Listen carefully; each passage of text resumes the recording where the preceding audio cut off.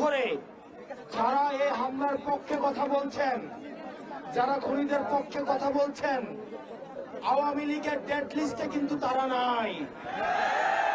আওয়ামী লীগ বারবার বলে আমরা ফিরলে আমরা আপনাদেরকে নিয়ে পরবর্তী বাংলাদেশ গড়ব। আওয়ামী লীগের ডেড লিস্টে আমরা যারা আছি,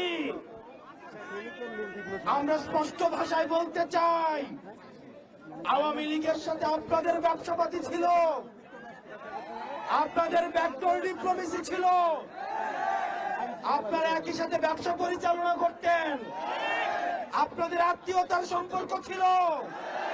আওয়ামী লীগের মন্ত্রী আপনার মেয়ের জামাই, কারু মেয়ের জামাই, কারু শালা। কিন্তু আওয়ামী লীগের সাথে আওয়ামী লীগের পুনর্বাসন আমাদের মৃত্যু পরোয়ানা নিয়ে আসে। সুতরাং আপনি যেভাবে সুশীলতা দেখাতে পারেন, আমি আস্তাদ আব্দুল্লাহ আওয়ামী লীগের সাথে সুশীলতা দেখাবো না।